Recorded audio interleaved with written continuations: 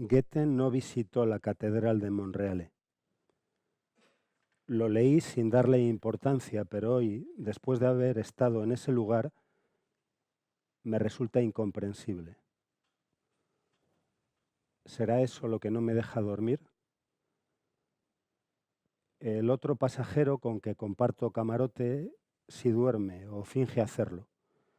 Cada noche, la víspera de llegar a un sitio, he leído las páginas correspondientes de Viaje a Italia, que Goethe publicó 30 años después de su aventura, 6 más tarde que la teoría de los colores.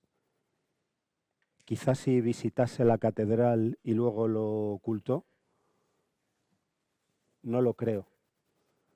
Al partir hacia Italia una madrugada de septiembre, bajo nombre falso, su propósito era, al menos eso expone 30 años después, relacionarse con las cosas sin ninguna intención. ¿Qué quiere decir relacionarse con las cosas sin ninguna intención? Goethe se relacionó con muchas en los 20 meses de aquel viaje que emprendió para evitar darse muerte y que transformó su espíritu, y con su espíritu el de Europa. Entró en la península por Trento. En Venecia le escandalizó la suciedad. Apreció la limpieza de Nápoles, donde tomó una fragata hacia Palermo, la capital de los sicilianos, que también le pareció sucia. 2 semanas pasó Goethe en Palermo, a solo 8 kilómetros de Monreale. En la única ocasión en que se desplazó a Monreale, quien se hacía llamar Philipp Möller, porque no quería ser reconocido como el autor de Werther, visitó el monasterio de San Martino, pero no la catedral. Nadie le advirtió que, hallándose tan cerca, debía entrar en un sitio donde encontraría cosas importantes con las que relacionarse. No hay razón para pensar que sí la visitase y 30 años después decidiese ocultarlo. Me digo en esta noche de insomnio, en el barco que me aleja de Sicilia. También yo partí de madrugada sin que nadie lo supiese. También yo viajo bajo nombre falso. ¿He conseguido yo relacionarme con las cosas sin ninguna intención?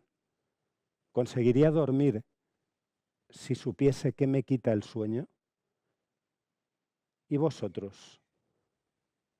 Donde quiera que estéis, ¿sabéis vosotros qué os quita el sueño? Yo sí he estado en la Catedral de Monreale. En el muro central, 4 mosaicos cuentan la historia de Noé.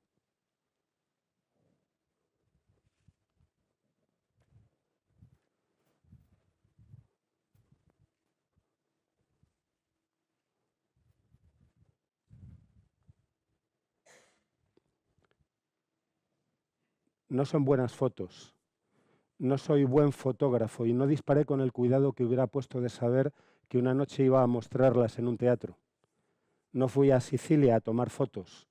No hubiera usado una cámara con la lente manchada. No hay que fijarse mucho para descubrir una sombra en la misma esquina de todas las fotos.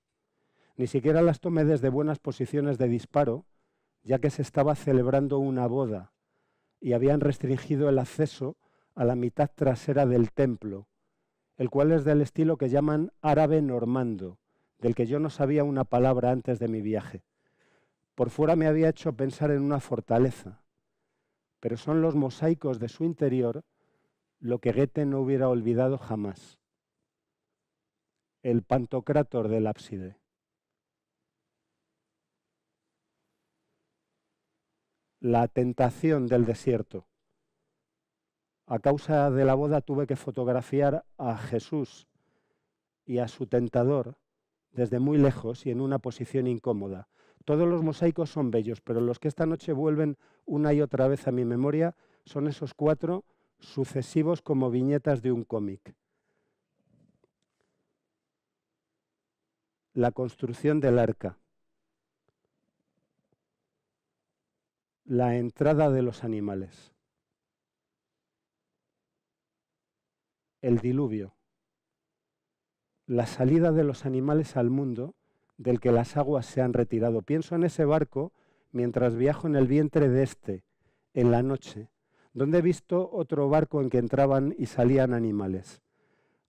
Antes de acostarme, después de leer 2 páginas de Viaje a Italia, he subido a cubierta a hacer una llamada a mi hijo. Y resulta que hay una zona de jaulas para las mascotas de los pasajeros que tienen prohibido llevarlas a sus camarotes. Jaulas muy pequeñas y jaulas muy grandes. He encontrado animales que no esperaba ver. ¿Había jaulas en el arca de Noé? Yahvé no las menciona. Yahvé dio a Noé instrucciones muy precisas. Haz un arca de maderas resinosas. Hazla de cañizo y cubre las junturas por dentro y por fuera con betún. Es así como la harás. De largo 50 codos, de ancho 30 codos, de alto 20 codos. Haz una sola ventana y remátala un codo por encima.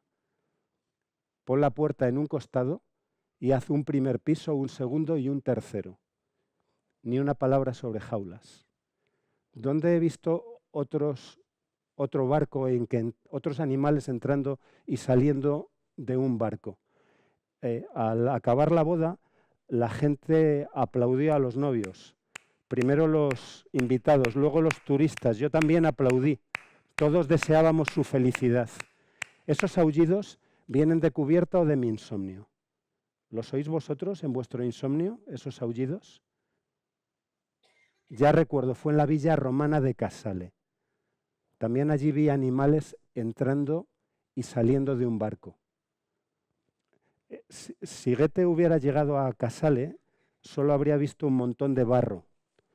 Casale, donde me detuve entre Palermo y Siracusa, sin saber que iba a encontrarme y pensando que paraba a estirar las piernas y a hacer una llamada a mi hijo, está en el centro de la isla, lejos de los lugares que Goethe visitó bajo el nombre de Philipp Müller. El sitio es famoso por esa villa romana que se preservó gracias a que al caer el imperio fue utilizada como casa de campo y luego cubierta por una luz de lodo que la hizo invisible durante 700 años. ¿A quién perteneció? Es cosa discutida. Unos dicen que a un senador, otros que al gobernador de la isla, otros que al mismísimo emperador. Lo indudable es que le importaban los animales. Hay docenas de cabezas de ellos en los mosaicos con forma de medallón en las galerías alrededor del gran patio. Mosaicos de suelo. No sé si esto lo he dicho ya. En Casale solo vi mosaicos de suelo, mientras que los de Monreale cubren los muros. Esta diferencia es, me doy cuenta ahora, esencial. Los de Casale fueron diseñados para que se los descubra conforme se camina sobre ellos. Por eso todas las figuras se ofrecen a una misma escala, sin pretensión de perspectiva. Hay un mosaico que representa, en escenas que acontecen simultáneamente en un bosque, además de hombres y sus caballos y sus halcones y sus perros, animales acosados, atrapados en redes, lanceados, liebres, ciervos, jabalíes. Un gran jabalí que ha herido a un hombre es alcanzado por las lanzas de otros cazadores.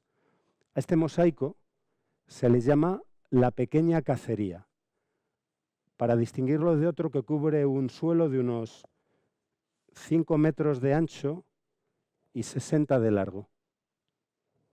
En el centro de la gran cacería hay un barco.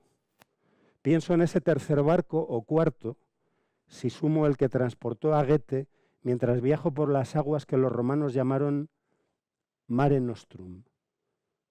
Llueve en cubierta o en mi insomnio. Para dormirse, Goethe recorría mentalmente el ciclo de la planta, desde la semilla hasta la floración. Semilla, raíz, tallo, cáliz, corola, pétalos, semilla, raíz, tallo. Goethe pensaba que bajo la extraordinaria diversidad de las plantas hay una forma común que él llamaba protoplanta. Semilla, raíz, tallo. ¿Cuántas manos fueron necesarias para hacer la gran cacería? En Mérida me explicaron que los romanos utilizaban 2 técnicas para hacer mosaicos. 2 técnicas, no recuerdo ninguna de ellas. A diferencia de la pequeña cacería, la gran cacería no presenta animales muertos. Aquí todos son capturados vivos, para lo que los hombres se valen del engaño tanto como de la fuerza. 2 apresan a una cría de tigre, mientras otro pone ante su madre un espejo a fin de que retroceda, asustada por su propia imagen. El destino de la cría, como de todos los animales capturados, es el barco en el centro del mosaico, sobre el que habían de caminar cuantos visitasen al señor de la villa. Lo que representa la gran cacería es la captura en África y Asia de fieras que se exhibirían luego en los anfiteatros del imperio. Serían todas llevadas a Roma y allí repartidas. Esta para Emérita Augusta, esta para Agrigentum, las mejores para el Coliseo. ¿Qué sentirían los espectadores al ver aparecer en la arena un animal nunca antes visto? ¿Qué sentirías tú? ¿Asombro? ¿Miedo? ¿La fuerza de Roma? Roma puede llegar a todas las tierras y de ellas traerse a sus bestias. La gran cacería expresa el poder de Roma. De niño me llevaban cada sábado a la Casa de Fieras, un pequeño zoológico en el Parque del Retiro, cuyo espacio hoy lo ocupa una biblioteca pública. Mi animal favorito era un oso que caminaba incesantemente de un extremo a otro de su jaula. Mi animal favorito era un oso que caminaba incesantemente de un extremo a otro de su jaula. Mi animal favorito era un oso que caminaba incesantemente. ¿Cuánto duraría el viaje desde las costas de Asia y África? El pequeño tigre crecerá a lo largo del viaje, será una gran bestia cuando lo desembarquen. Saltará a la arena como signo del poder de Roma. Quienes lo capturaron no parecen africanos o asiáticos. Ninguno de los encargados de la captura y transporte parece africano o asiático. No creo que lo sea este cuyo rostro insiste en volver a mi memoria. Un hombre al que otro amenaza con un látigo.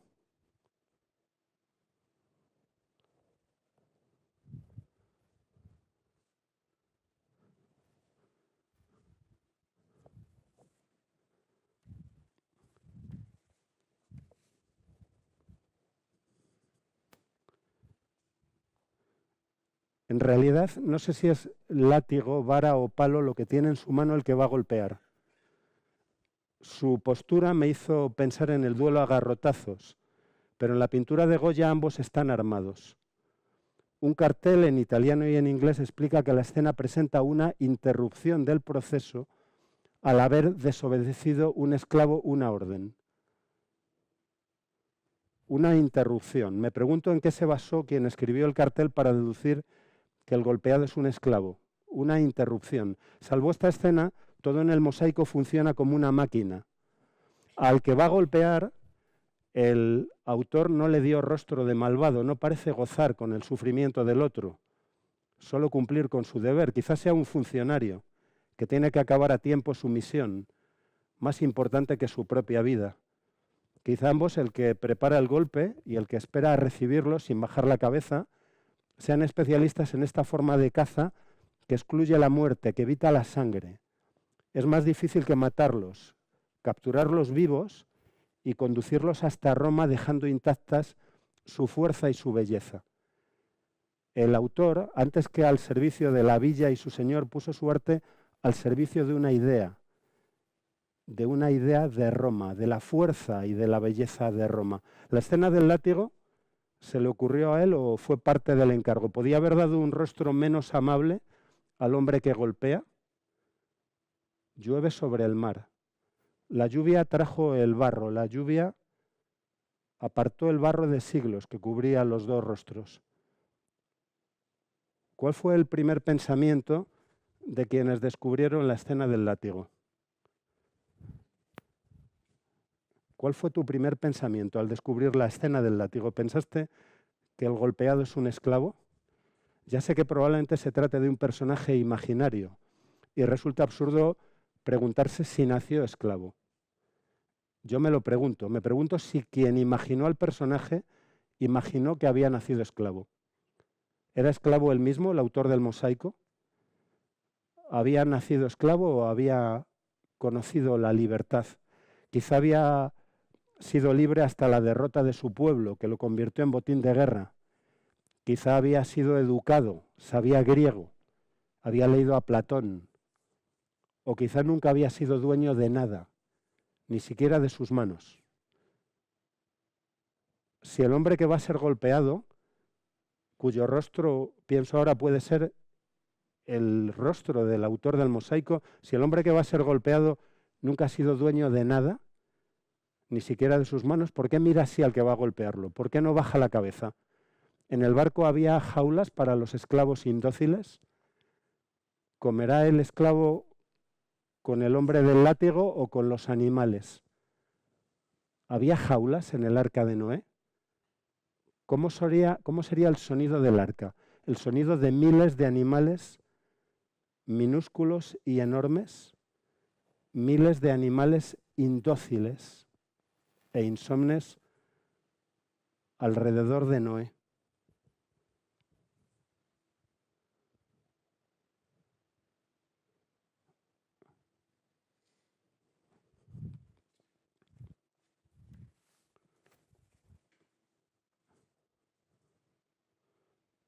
He visto que la tierra está llena de violencia a causa de la carne.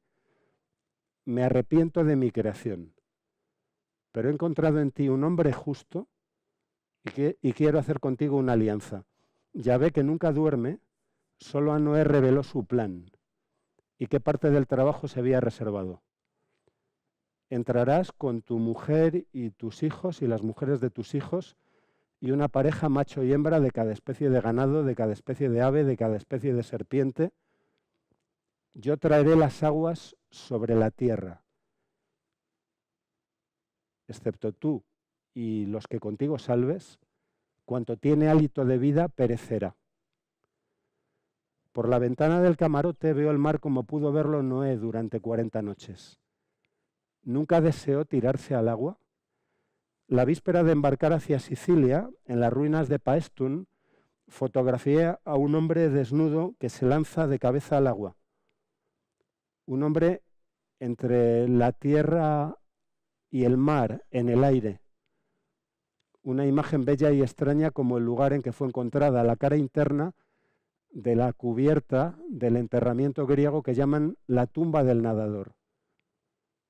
¿Por qué pintar a un nadador dentro de una tumba, donde solo el muerto podrá admirarlo? En una tumba, un hombre que se lanza al agua es imagen del morir o del renacer. ¿O es un hombre que se lanza al agua hacia donde nadie lo conozca, donde empezar de nuevo bajo otro nombre? Por la ventana, a través de la noche y de la lluvia, creo ver otros barcos muy grandes y barcos muy pequeños. Todos vienen aquí, dijo la dueña de la casa en que me alojé en Siracusa, donde después de hacer una llamada a mi hijo, maté unas horas examinando los bestsellers que aguardaban en una balda para entretenimiento de los huéspedes, algunos abandonados allí por otros huéspedes.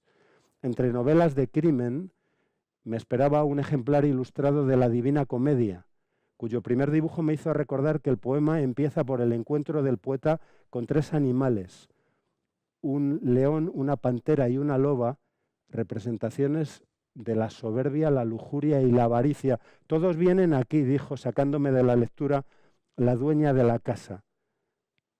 Señalaba este mar por el que navego. Se refería a los africanos y asiáticos que intentan llegar en pequeños botes a la isla. Todos vienen aquí. ¿De verdad alguien puede dormir? ¿Esos aullidos están fuera o dentro de nosotros? ¿Qué pensaba Platón sobre los animales? Platón hizo 3 viajes a Sicilia desde Atenas. 3. ¿Tan fácil era algo así en el siglo IV a.C.? En el último Fue capturado por piratas que lo vendieron como esclavo. ¿Qué pensaba Platón sobre los animales? Escribió algo sobre unos caballos con alas. En la gran cacería vi un grifo, ese ser compuesto de águila y león, compuesto de hombre y fiera, se llama a sí mismo aquel a quien su padre engañó con un simulacro hasta que no pudo distinguir la vida del sueño. Mi animal favorito era un oso que caminaba incesantemente de un extremo a otro de su jaula. Quizá algunos subieron al arca engañados o drogados o por la fuerza, quizá otros fueron rechazados. ¿Cómo pudo Noé contener a animales y humanos que, alarmados por los indicios de que se aproximaba una catástrofe, intentaron asaltar la nave? ¿Cómo hizo la selección? Tú entras, tú no. Selección es palabra común en los relatos de los supervivientes. Al bajar del tren, los repartían en dos filas. Izquierda, izquierda, derecha, izquierda. Los de la derecha todavía tenían una oportunidad. Todo había de funcionar como una máquina. Cualquier interrupción era castigada. En los campos, donde había gente de toda Europa, al látigo lo llamaban el traductor, porque su idioma es entendido por todos. ¿Es posible relacionarse con las cosas sin ninguna intención? ¿Es posible relacionarse con las palabras sin ninguna intención? ¿Puedo yo relacionarme contigo sin ninguna intención? En la villa de Casale hay dos estancias, probablemente de los hijos del dueño, cuyos mosaicos representan a niños jugando. En un mosaico los niños juegan a cazadores, actores en el otro. Jugar a la caza y al teatro sería parte de su educación como amos del mundo. ¿Jugarían también al amo y al esclavo? ¿Qué habría visto Goethe si hubiera visto La Gran Cacería? La Gran Cacería podría titularse Saqueo de África y Asia o Triunfo de Europa. Todos vienen aquí. Ora facciamo un'esercitazione.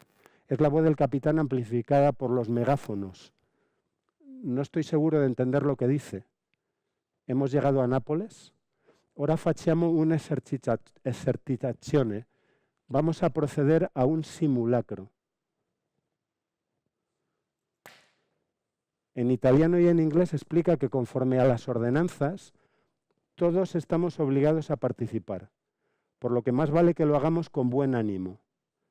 Aclara que se refiere a las ordenanzas internacionales de salvamento marítimo. Yo no creo estar obligado a participar. No voy a hacerlo aunque me lo pida amablemente. El pasajero con que comparto camarote sigue dormido o se hace el dormido. En el pasillo, una mujer con un niño en los brazos me pregunta ¿qué está pasando? No puedo decírselo, señora. Yo no participo en el simulacro. Interviene una camarera que lleva sobre su chaquetilla blanca un chaleco salvavidas. Todos están obligados a participar, pero a usted nadie la castigará por no hacerlo, señora. La voz del capitán combina a los miembros de la tripulación a dirigirse a sus puestos en el simulacro y a los pasajeros a dirigirnos al restaurante. Cuando lo encuentro, ya hay allí un grupo de personas somnolientas esperando instrucciones. Veo acercarse con un movimiento oscilante como de simio al alemán con el que estuve charlando por la noche en el bar de cubierta. Creo que ya me he referido a él. Me explicó que es camionero, viaja por toda Europa. Antes que alemán me siento europeo. Me cayó bien y decidí revelarle el objetivo de mi viaje. En el colegio me explicó, nos hacían leer trozos de Werther, pero no sabía que Goethe hubiera escrito ningún viaje a Italia. Tampoco tenía noticia de la teoría de los colores, que intenté explicarle y le pareció un disparate. Pensando que no volveríamos a vernos, le dije, desde que embarqué hacia Sicilia, no he conseguido hablar con mi hijo. Abandonen el barco, dice la voz del capitán. Mantengan la calma. Olviden lo que han dejado en sus camarotes. Si viajan con vehículo, no intenten acceder a él. Lo único importante es que salven sus vidas. La gente escucha con intensa atención, esforzándose por comprender. Abandonen el barco. Durante el simulacro, los servicios de bar y restaurante quedan suspendidos. Pónganse en fila mirando hacia la puerta roja. Abandonen. Su voz se interrumpe de repente. Nos miramos unos a otros, confundidos. Los rostros de algunos me recuerdan a animales. La mujer con el niño en los brazos parece una lechuza. La camarera nos cambia de orden en la fila, no sé con qué criterio. La gente acata las órdenes con disciplina. Oigo en muchas lenguas la palabra simulacro. Esa lluvia que golpea la cubierta, ¿es auténtica lluvia? ¿Qué estará sucediendo en la zona de cubierta asignada a las mascotas? ¿También ellas participarán en el simulacro? ¿Qué es un simulacro?, pregunta una niña a su padre. ¿Qué hora es? ¿No deberíamos haber llegado ya? Un grito de mujer, un grito de desesperación. ¿Está desesperada o lo finge? Se me acerca con un papel en la mano. Si no sobrevivo, entregue esta carta a mi padre. Al otro lado está la dirección. ¿Va a sobrevivir? ¿Es un simulacro? Me mira como si la engañase por lástima. Pones el papel en mi mano izquierda y me obliga a cerrarla. Un cura pregunta si alguien quiere confesarse. Veo a dos hombres que me recuerdan al esclavo y desobediente y al funcionario, pero no hay entre ellos ningún látigo. Miro a mi alrededor. Cuando esta gente subió al barco, me digo, ninguno sabía que le iban a pedir interpretar un papel. ¿Y los demás, los que no están aquí? ¿Dónde están los que no están aquí? ¿Qué hacen? ¿Duermen? ¿De verdad alguien puede dormir? ¿Cuánto tiempo hace que no oímos la voz del capitán? Noto que el alemán está perdiendo la paciencia, se las arregla para ponerse el primero de la fila, une sus dos grandes manos alrededor de su boca a modo de altavoz y en un inglés muy correcto dice: en una auténtica catástrofe todos habríamos perecido. Retirémonos todos. Algo de él me hace pensar en Noé e imagino a Noé conduciendo por Europa un camión lleno de animales.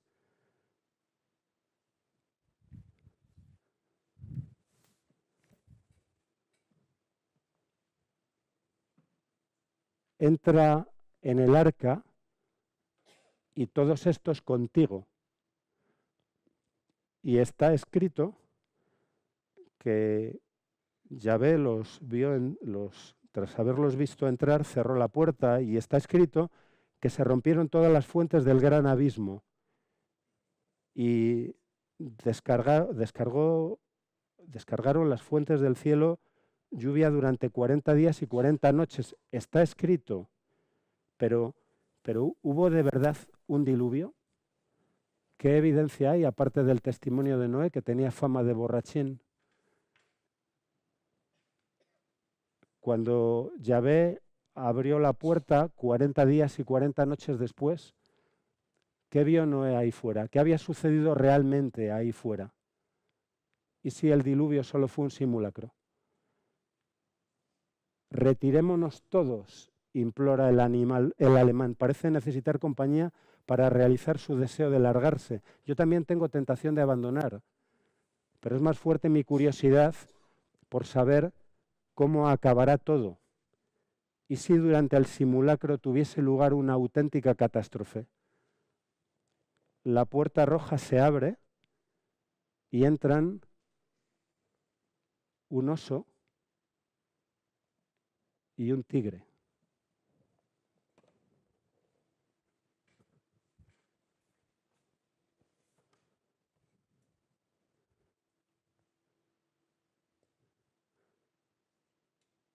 ¿Eres el capitán? Escucha, amigo, necesito bajar a la bodega. El oso no te ha dicho ni que sea tu amigo ni que lo puedas tutear. ¿Eres el capitán? ¿Es esto parte del simulacro? ¿Sois vosotros parte del simulacro? Al tigre le hablas de usted, ¿de acuerdo? ¿Qué haces en esta nave? ¿Qué quiere usted que haga? ¿Matar el tiempo mientras me lleva? ¿Dónde? ¿Dónde va a ser? A Nápoles. ¿Qué vas a hacer en Nápoles? subir a mi camión y alejarme cuanto antes de este puto barco. Tu camión te espera en Nápoles, mi camión me espera en la bodega y tengo que comprobar que todo está bien. ¿Cómo te llamas? Moller, Philip Moller. Ese nombre aparece en la lista 2 veces. ¿Puedes probar que eres un Philip Moller? Mi pasaporte está en la bodega, está en la guantera, que está en el camión, que está en la bodega. También tendrás carné de conducir camiones. En la guantera. Voy a bajar a echar un vistazo, ¿vale? Soy responsable de la mercancía. ¿Qué mercancía? No puedo decirlo. No serán animales. Por contrato debo guardar secretos sobre la naturaleza de la carga, pero todo es legal. ¿Quieres decir que si se trata de animales no son clandestinos? No es eso lo que he dicho. Me parece que vamos a abrir tu camión, Philip. Philip, ¿crees que podrías conducir un barco? No. Entonces vas a tener que ayudarnos a encontrar al capitán. Necesitamos a alguien que lo conduzca y lo necesitamos ya. Vi a alguien saltando al agua. Espero que no fuese el capitán. Un uniformado, alguien desnudo. Más te vale que que ese no fuese el capitán. Podríamos estrellarnos. Por otro lado, ¿sabes cuánta carne necesita un tigre cada día? Más te vale que el capitán esté escondido o suplantando a alguien. Por ejemplo, a Philip Moller. Soy Philip Moller, al menos uno de ellos. ¿Puedes probar que no eres el capitán? Eso salta a la vista.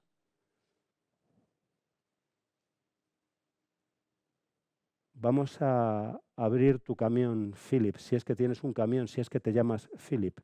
Philip, cuéntanos qué vida llevas en tierra. Mi vida es la carretera, fuera de ella me siento extranjero. Solo hago los descansos que me exige el reglamento. Cada 4 horas y media hago descanso 45 minutos sin interrupción. Cada día 11 horas sin interrupción. Cada semana 20 horas sin interrupción. Se sabe el reglamento de descansos. Cualquiera puede saberse el reglamento de descansos. Así que solo eres feliz en tu camión. Solo descansas porque te manda la ley. Te lo manda la ley. ¿Qué pasa si te entra sueño al volante? Tenemos trucos para no dormirnos. Pensar en cosas que te excitan. Si tienes una erección no te duermes. ¿En serio? Prueben, fijo que no se duermen. Vuelve a la fila y espera instrucciones. Estate atento a los megáfonos. ¿Nos haces el favor de decir al siguiente que se acerque? ¿Puedo bajar a la bodega? Vuelve a la fila. El hombre que dice ser camionero vuelve a la fila. Sale de la fila alguien enmascarado. ¿Eres el capitán? No. No se te entiende. Quítate esa máscara de tigre. No. Disculpa que te miremos así. Nos recuerdas mucho al que acaba de estar aquí. En general nos cuesta distinguiros. Para nosotros todos sois más o menos el mismo, igual que para vosotros todos los osos son más o menos el mismo oso y todos los tigres el mismo tigre. ¿Cómo te llamas? Philip Moller. Ese nombre aparece en la lista 2 veces. ¿Qué lista? La de pasajeros. Soy un pasajero 2 veces. ¿Qué clase de pasajero eres, Philip Moller? Regreso al continente desde Sicilia. He pasado 3 semanas allí. ¿Por qué participas en el simulacro? ¿Estás obligado a hacerlo? El simulacro me sorprendió en el baile de máscaras. Actué pensando que era parte de la fiesta.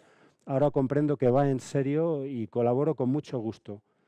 ¿Qué has estado haciendo en Sicilia, Philip Moller? He estado viendo qué puedo comprarles y qué puedo venderles. Soy comerciante. ¿Visitaste la Catedral de Monreale? En Monreale visité el monasterio de San Martino, pero no la catedral. Te hemos estado observando, hemos registrado tu camarote. ¿Tienen derecho a hacer eso? No tenemos derecho. Bajo tu almohada hemos encontrado esto. ¿Qué es? Un prisma. ¿Te entretienes con eso cuando no puedes dormir? Para dormirme recorro el ciclo de la planta, semilla, raíz, tallo, pero no me preocupo si no me duermo enseguida. Los insomnes se dan demasiada importancia. Hasta los dioses padecían insomnio, según Homero. ¿Quién puede dormir hoy en día? No creemos que seas un comerciante, Philip, si es que te llamas Philip. Soy un comerciante. no eres un comerciante. Vamos a subir al puente de mando y vas a coger el timón. Está bien, me rindo, no soy comerciante. Soy poeta, puede quedar entre nosotros. Así que eres un poeta que se hace pasar por comerciante. ¿Cómo sabemos que no eres un capitán que se hace pasar por poeta, que se hace pasar por comerciante? Preferiría ser el capitán, pero soy el que soy. ¿Cómo te llamas? ¿Cuál es tu auténtico nombre? Johann W. La W es por Wolfgang. Intento ocultarla. No me extraña. ¿Sueles ir por ahí bajo nombre falso? Johann Wolfgang. Escribí un libro que ha sido leído en toda Europa. No quiero ser tratado como el autor de esas famosas palabras.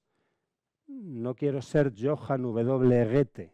Prefiero que me conozcan por mis acuarelas. Si por mí fuera, renunciaríamos a hablar y nos entenderíamos pintando. ¿Qué has hecho realmente en Sicilia, Johann W? He intentado relacionarme con las cosas sin ninguna intención. También he investigado sobre los colores. Moved ese prisma. El oso no mueve el prisma. El tigre sí lo mueve. Saltan colores. ¿Qué demonios es eso? No tengáis miedo. Es nuestro ojo el que produce los colores. Newton dice, que están contenidos en la luz blanca. En realidad son un fenómeno de nuestro interior. Eso explica la influencia de las emociones sobre los colores y de los colores sobre las emociones. Si tuviéramos puestas unas gafas azules, viviríamos todo esto de forma muy distinta. Por la misma razón, las plantas crecen de modo distinto si les das luz azul o luz roja. En el fondo, todos somos lo mismo, desde la pequeña margarita hasta el gran tigre. El gran tigre juega con los colores del prisma hasta que se mezclan con los focos de un helicóptero que vuela alrededor del barco. Aprovechando el simulacro de catástrofe, hemos tomado el barco, pero no sabemos conducirlo. Necesitamos un capitán. Quiero ayudaros, pero no puedo ser el capitán. ¿Sabes cuánta carne necesita un tigre cada día? Si no nos eres de otra utilidad, tendremos que comerte, Johann W. Goethe. Quiero seros útil, pero jamás seré el capitán. Esto de las palabras es nuevo para nosotros. Nos cuesta hacernos entender lo que podría costarnos caro. Tú puedes ayudarnos con eso, poeta. Tú puedes explicarles que no queremos haceros daño, solo queremos volver allí donde nos sacasteis. Todavía conservo algunas habilidades lingüísticas, pero me he propuesto permanecer fuera de las palabras. Vuelve a la fila y no salgas hasta encontrar las palabras que necesitamos. Di al siguiente que se acerque. No te lleves el prisma. El hombre que dice haber sido Johann W. Goethe vuelve a la fila. Viene de la fila alguien pequeño. ¿Eres el capitán? Soy una niña. Perdón, nos cuesta distinguiros. El capitán ha podido tomar cualquier disfraz, no vamos a descartar a nadie. ¿Cuántos años tienes, bonita? La niña no oye, está jugando con los colores del prisma. Anda, a la fila, deja ahí ese prisma. El siguiente, de la fila sale alguien dando tumbos. Espero que no seas el capitán. Creo que anoche me pasé un poco.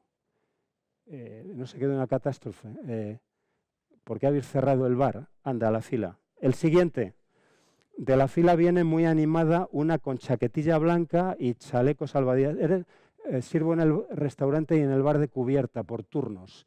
Nápoles, Palermo hago el bar. Palermo, Nápoles, el restaurante. Son dos trabajos muy importantes y muy distintos. En el bar el problema son los borrachos. En el restaurante los niños mimados. Cada día hay más niños mimados. En los simulacros me encargo de la puerta roja. Los simulacros sacan de la gente lo mejor y lo peor. Seguro que conoces a todo el mundo en este barco. Acabas tratando con mucha gente, es verdad. ¿Dónde está el capitán? Nunca lo he visto, para mí solo es una voz en italiano y en inglés. Vuelve a la fila y espera instrucciones. El siguiente. El siguiente. El siguiente. El oso me mira como si me reconociese. ¿Estás sordo? Sal de la fila. No soy el capitán. Tengo tanto interés como ustedes en conocerlo. ¿Qué escondes en esa mano? No, no escondo nada, es una carta. Me la ha dado en la fila esa mujer. Léela. No es para nosotros. Léela. Padre, espero que esta carta lo halle bien. Yo me encuentro en medio de una catástrofe. Probablemente nunca volveremos a vernos. No es hora de seguir escondiéndose detrás de las palabras. No es hora de seguir encadenando palabra tras palabra para evitar decir lo que es necesario decir, lo que necesito decirle hace mucho tiempo. No es hora de... Basta, háblanos de ti. He viajado por Sicilia siguiendo a Goethe. También he estado en lugares donde él no estuvo, precisamente porque él no estuvo. En Monreale hice muchas fotos malas. En Casale me detuve a hacer una llamada a mi hijo. He visto animales por todas partes, no consigo dormir. ¿Por qué, en vez de estar con tu hijo, sigues a ese Goethe? ¿Es tan buen poeta? Se pasó media vida, la mitad de una vida muy larga, pensando sobre los colores. Hizo una teoría alternativa a la de Newton contra ella. No comprendo. ¿No comprendes la teoría? No comprendo la obsesión que un hombre tan inteligente dedicase tanto tiempo a ese asunto en medio de la incomprensión y de las burlas. Todavía es objeto de burla por ello. Los brillos, las sombras, el arco iris, todo eso le fascinaba. ¿Dónde acaba el rojo y empieza el amarillo? El gris, el misterio del gris. No comprendo esa obsesión, la teoría tampoco. Hablar con un hijo es lo más difícil del mundo. ¿Oyes esos helicópteros? Están a punto de echarse sobre nosotros. ¿Crees que tenemos alguna oportunidad? No hay ninguna oportunidad.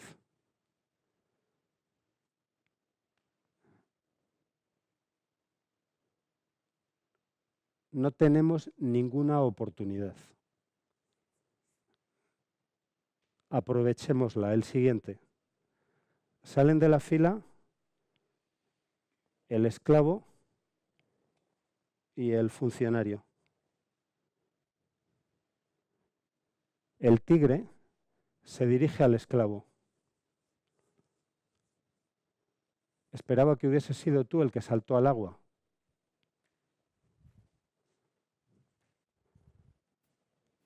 No podía dejaros solos.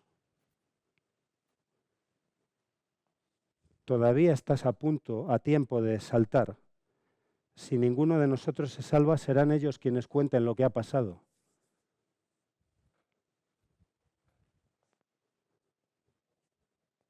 No voy a dejaros solos.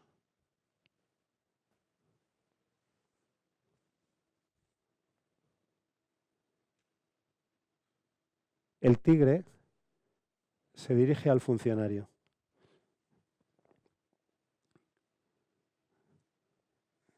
¿Qué llevas en esa mano? Un adorno para el baile de disfraces. No, no es ningún adorno, duele.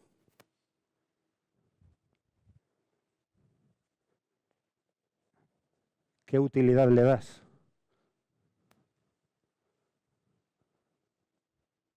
Lo uso para evitar que el proceso se interrumpa. El látigo todo el mundo lo entiende.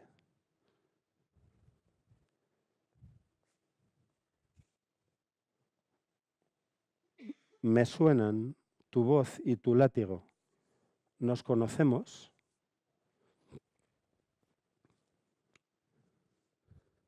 Claro que nos conocemos. Yo te hice subir a este barco. Costó separarte de tu madre, la engañé poniendo frente a ella un espejo. Retrocedió pensando que la atacaba una gran bestia.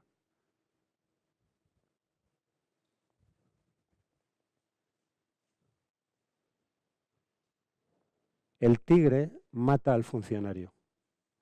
Su boca se llena de sangre, luces de todos los colores, ruidos de helicópteros, disparos, aullidos, silencio. L'esercitazione è finita.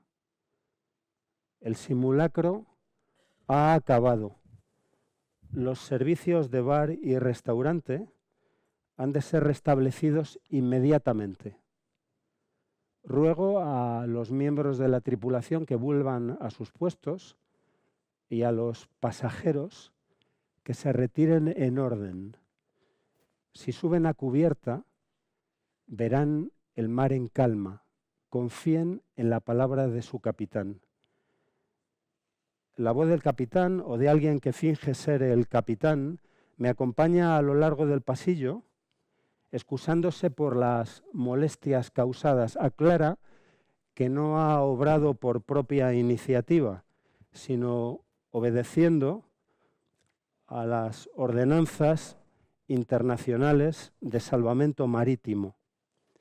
Alguien grita que mientras participaba en el simulacro han entrado en su camarote robándole un reloj de gran valor. En la mano izquierda todavía llevo la carta para el padre de la mujer desesperada. Subo 1, 2, 3 escaleras y salgo a cubierta. El mar está en calma, o lo finge. Fue llamado Mare Nostrum. Pienso que aquel barco pudo naufragar con su carga de animales bellísimos. Pienso que el fondo del mar puede estar lleno de esqueletos de animales bellísimos y que un rinoceronte mira el cuerno, que un tiburón mira el cuerno de un rinoceronte. Pienso en los animales insomnes del arca en medio del diluvio. Pienso en los animales capturados por Roma en medio del naufragio. Quizá la catástrofe les devolvió por un instante la libertad. Quizá la tormenta abrió sus jaulas y tomaron el barco. Quizá las abrió el esclavo, sabiéndolo todo perdido. Quizá el esclavo y el hombre del látigo se encontraron en medio de la catástrofe. Pero el esclavo tuvo tiempo de desnudarse y desnudo saltó al agua.